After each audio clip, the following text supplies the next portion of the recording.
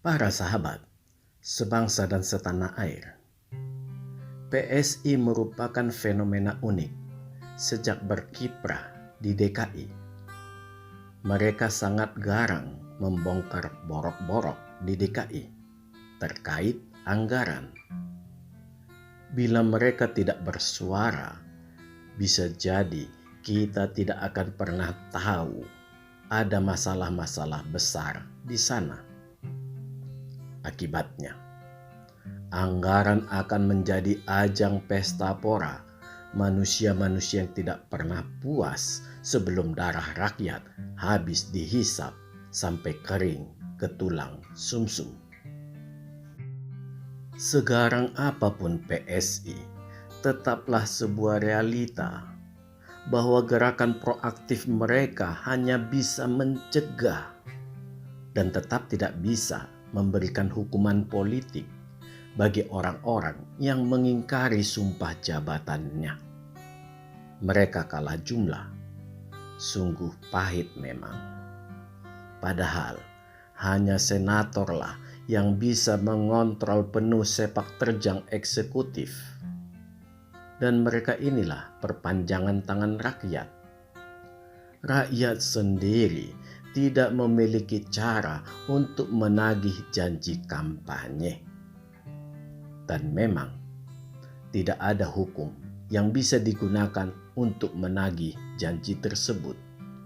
Semua diserahkan pada etika moral, artinya memang rakyatlah yang ketempuhan bila asal-asalan memilih. Ini pembelajaran penting bagi kita, rakyat Indonesia. Para sahabat yang saya hormati, naiknya Kaesang menjadi ketum PSI merupakan penambah darah yang luar biasa. Memang diperlukan driving force yang besar untuk melakukan reformasi mental. Harus kita akui, Jokowi sudah luar biasa melakukan pembangunan. Tetapi memang sangat sulit merubah mentalitas bangsa kita. Bangsa yang ingin serba instan. Langkah Kaesang yang langsung ngegas benar-benar harus diapresiasi. Waktu dipergunakannya seefisien mungkin untuk membuka cakrawala pikir masyarakat. Memang posisinya sebagai putra Presiden Jokowi adalah amunisi yang sangat besar. Kaesang dan PSI harus bersyukur bahwa Jokowi adalah presiden yang disukai masyarakat Indonesia, sehingga memperoleh energi yang sangat positif. Langkah Kaesang ini sebaiknya diikuti oleh putra-putri para pejabat atau para mantan pejabat untuk melepaskan segala masa lalu dan bergerak membantu rakyat. Ini juga harus menjadi perhatian para konglomerat muda untuk mendukung atau membuat langkah-langkah seperti PSI ini. Dahulukanlah kepentingan rakyat Indonesia, maka rakyat akan mengedepankan Anda. Para sahabat yang saya hormati, sudah pasti langkah yang diambil PSI dan Kaesang ini akan tetap mendapat cibiran dari banyak partai lain yang sudah lebih dahulu ada dan sudah wajar bila lebih besar dari PSI. Mereka akan mendesis, paling hanya sebentar. Nanti juga ketika sudah besar akan sama saja. Cibiran ini keluar dari bibir mereka dikarenakan mereka sudah mengalaminya juga. Mereka juga sebelumnya berawal dari partai kecil. Sebenarnya, bila kita hendak jujur, 3 partai warisan Orde Baru juga yang sekarang sangat gemuk-gemuk tetap saja tidak banyak berbuat dari sisi kepartaian untuk merubah mentalitas bangsa. Semua mengandalkan orang yang dicalonkannya untuk menjabat.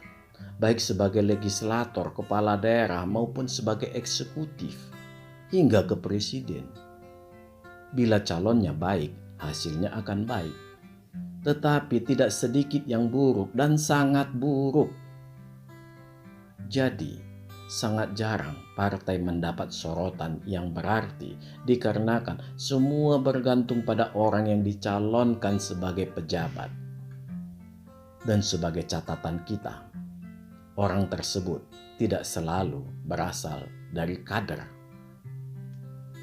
Para sahabat yang saya hormati, adakah jaminan bahwa PSI tidak akan berubah bila sudah menjadi besar?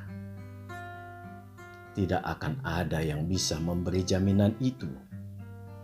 Tetapi waktu PSI untuk menjadi besar berkisar 5-10 tahun lagi. Bila PSI bisa meletakkan dasar-dasar yang baik, maka masalah korupsi bisa ditekan serendah mungkin. Bila perlu, ke depan PSI harus menggolkan para koruptor harus dihukum mati secepatnya. Tidak perlu menanti masa hukuman dilangsungkan yang bisa memakan waktu 10-20 tahun. Kembali ada pertanyaan.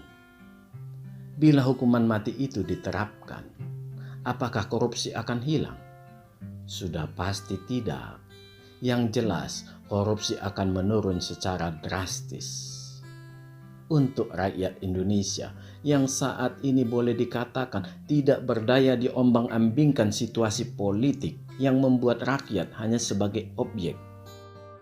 Bisa jadi, dengan memberi masa 5-10 tahun kesempatan bagi PSI, sudah merasa cukup sebagai pelepas rasa dahaga. Syukur-syukur PSI bisa mempertahankan idealismenya selama mungkin, dan itu bisa terjadi karena Kaesang dan tokoh PSI masih rata-rata berumur muda. Inilah yang harus dilihat kalangan anak muda, agar semua bersatu membela rakyat dengan serius, jangan hanya bersandar pada cara pandang partai tertentu. Apapun partainya, kesatuan, visi misi, berbangsa dan bernegara harus diutamakan. Ini bisa juga diikuti para tokoh muda lain seperti Ganjar Pranowo, Erick Thohir, Gibran Rakabuming, Denny Siregar, Eko Kuntadi, Sandiaga Uno, Ridwan Kamil, kelompok anak muda di Cokro, Sewot, Main TV, dan lainnya. Saya juga sebenarnya ingin memasukkan AHY di sini. Tetapi secara pribadi saya akan katakan dia tidak akan pernah bisa dewasa sebagai seorang ketum partai bila dia tidak bisa melepaskan diri dari bayang-bayang ayahandanya.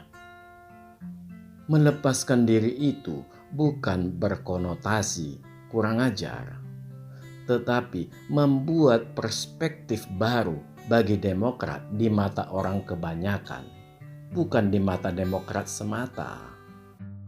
Yang menilai Demokrat itu adalah orang banyak, bukan oleh SBY atau Demokrat saja. Sekali lagi, bagi orang-orang muda, rubahlah mindset. Bukan secara mati-matian membela partai, tetapi harus mendahulukan rakyat. Bila visi misi partai sejalan sangat baik, tetapi harus mau juga berbicara keras bila partai sudah agak miring. Bila terlihat ada kader yang mengerdilkan kader yang lain pada sebuah partai yang sama, harus segera sebagai penengah, bukan ikut mengompori. Karena Anda sendiri nanti yang akan terjebak pada sebuah situasi sulit akibat pengkutupan itu. Inilah kejelian mata seorang Jokowi melihat potensi anak muda di seluruh partai, termasuk juga di Demokrat dan Gerindra. banyak kader muda yang potensial. Tetapi seperti terkungkung pada situasi yang tidak mampu mereka dobrak. Apa yang Anda tunggu? Tidak akan ada yang bisa merubah itu sampai tahun baru kuda, selain Anda sendiri yang merubahnya. Para sahabat sebangsa dan setanah air, anjang sana Kaesang dan PSI ke PGI atau Persekutuan Gereja-Gereja di Indonesia membuka banyak hal. Banyak hal yang sangat positif bisa diambil dari pertemuan tersebut. Ada 2 catatan yang sangat penting saya peroleh dari situ, yaitu yang pertama, jangan pernah gereja memanfaatkan seorang calon, bahkan bila perlu bersama-sama mengumpulkan dana untuk mengusung calon yang baik dan berintegritas. Gerakan ini harus diikuti ormas lainnya untuk menghindari biaya-biaya yang melambungkan biaya seorang calon. Yang kedua, gereja sebenarnya tidak tertarik mengenai siapapun menjadi calon eksekutif atau legislatif. Tetapi gereja hanya menginginkan calon-calon yang mendahulukan rakyat dan berjiwa NKRI murni. Dari 2 hal ini, kita sebagai rakyat jelata sudah harus berhati-hati melihat manuver-manuver para calon wakil kita, baik di eksekutif maupun di legislatif. Perhatikanlah bila mereka mulai mencium tangan para tokoh yang tetap masih mereka pertahankan sekalipun ditertawakan orang. Percayalah, tangan tersebut pastilah berlumuran dengan anti NKRI dan menjual ayat dan agama. Itulah tangan orang-orang yang tidak memiliki rasa malu lagi.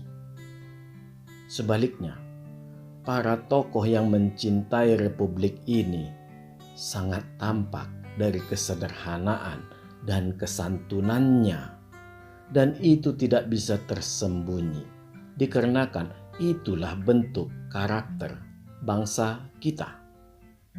Salam, majulah Indonesia.